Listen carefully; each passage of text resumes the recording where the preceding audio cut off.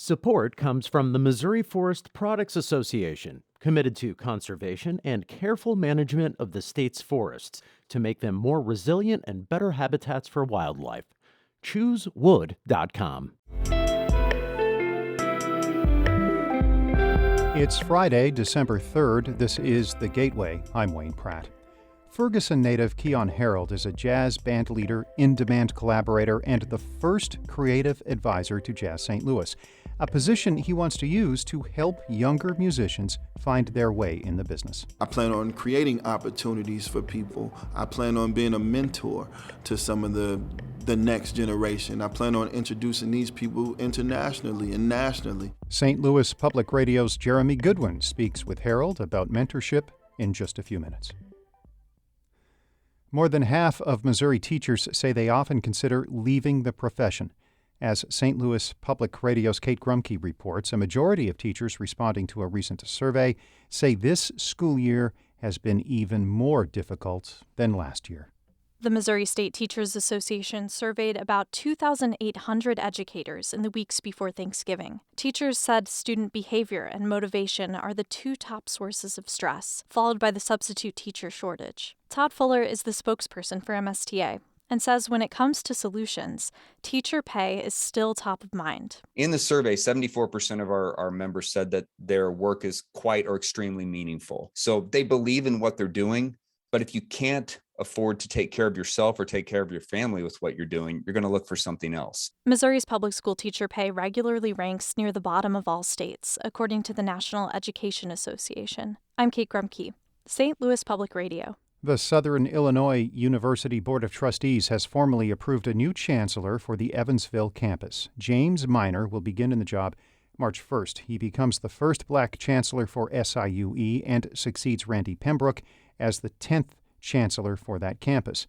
Minor says his priorities in Edwardsville are the same as the goals for the broader SIU system. So much of it is focused on retention and degree completion, preserving affordability, and impact and outreach across the region and across the state. Minor comes to Edwardsville after serving as vice chancellor at California State University and deputy assistant secretary at the U.S. Department of Education during the Obama administration. A group seeking to legalize marijuana in Missouri has kicked off its initiative petition campaign. Legal Missouri 2022 wants Missourians to approve a plan allowing adults over 21 to possess, purchase, or grow marijuana. It would institute a 6% tax that would go to veterans' health care, drug treatment programs, and the public defender system. Some elected officials would prefer the legislature craft a program around legal marijuana, including Republican Governor Mike Parson. Well, I would much rather legislators have that discussion out here and see if there is a solution to have one way or the other than doing the ballot initiative, because we know even the last time we did that with the medical marijuana that created issues too, both good and bad, to try to administer it. Parson was referring to how Missourians legalized medical marijuana through a ballot initiative in 2018. The Griot Museum of Black History has received a $100,000 grant from a Philadelphia-based nonprofit to honor the historic contributions of Black St. Louis women. As St. Louis Public Radio's Chad Davis reports, organizers and artists say the project will let people know more about how Black women changed the area. Black History aims to honor historical Black female figures with public art installations across the region. It's one of 10 grant proposals meant to reimagine monuments across the country. The initiative is still in the planning stages, but the project will include the work of art activists and historians. Lois Connolly is executive director and founder of the Griot. She says the team is still finalizing who will be honored, but hopes this will show how Black women have shaped the city. Monuments and memory markers have been so poorly representative of minority groups historically that I think this is a wonderful opportunity for us. Connolly says the project could focus on abolitionist Mary Meacham, civil rights activist Pearlie Evans, and others. I'm Chad Davis, St. Louis Public Radio.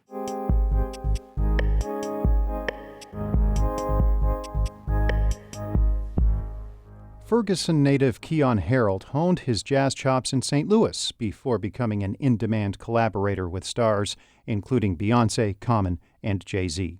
Jazz St. Louis named Harrold its first creative advisor earlier this year, and he has brought an activist's spirit to the role. Harrold plays several shows at the Grant Center venue through Sunday. St. Louis Public Radio's Jeremy Goodwin asked Harrold why he sees music as a way to achieve social change. Music is one of the most premier platforms for getting messaging out there.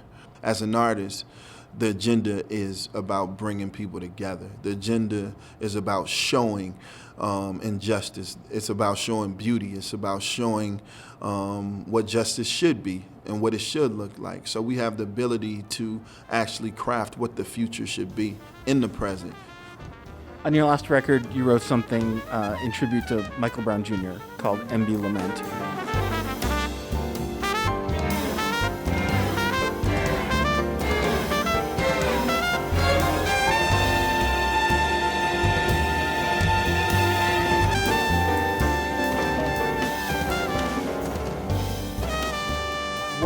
What do you want people to hear when they put on that track? As a father, as a person from Ferguson, I remember being a kid in Ferguson. I remember being profiled by the police. I remember, literally going to jail for no reason, not charged, not anything. Unfortunately. So as a black man, no matter how far I go in the world, no matter who I play for, no matter the opportunities that I get, I'm still, I can see myself in Mike Brown. I can see myself in Trayvon Martin. I can see myself in George Floyd. I can see myself in Breonna Taylor and Ahmaud Arbery. And these are things that as an artist I get a chance to highlight. I get a chance to talk to the people because they're paying to see me. They're coming to see me. So at least you can get what I say. At least you can get how I feel, in the most honest, unfiltered way. And I wonder if when you express that through music, is there something the listener is able to get from that isn't quite what they're getting from hearing a speech or reading an article or just having a conversation with someone? It's a different form of language that creates a different impact. The absence of words sometimes gives a more visceral feeling. And I look at my art, I look at my horn as it's just a microphone of my soul. That's what it is. It's my soul amplified. And sometimes it's deeper than words.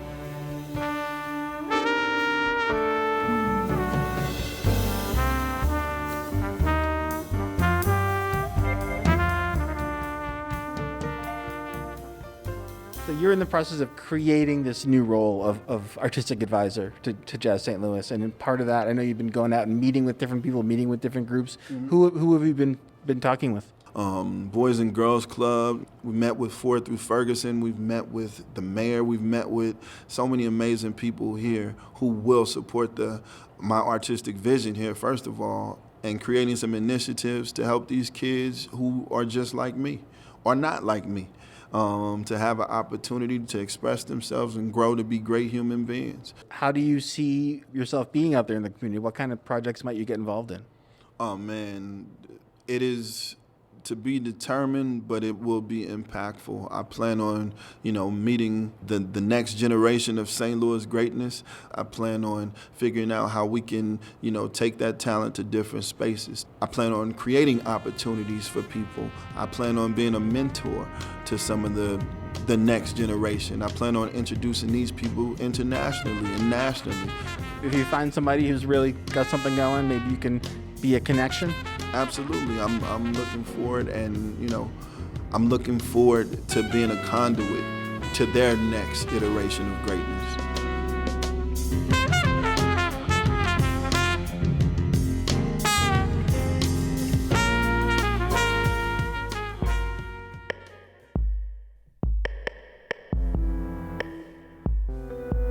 That's musician Keyon Harrold speaking with St. Louis Public Radio's Jeremy Goodwin. Our David Casares edited that report. Shula Newman is the executive editor of St. Louis Public Radio, a listener-supported service of the University of Missouri-St. Louis. Music by Ryan McNeely of Adult Fur. I'm Wayne Pratt. This has been The Gateway.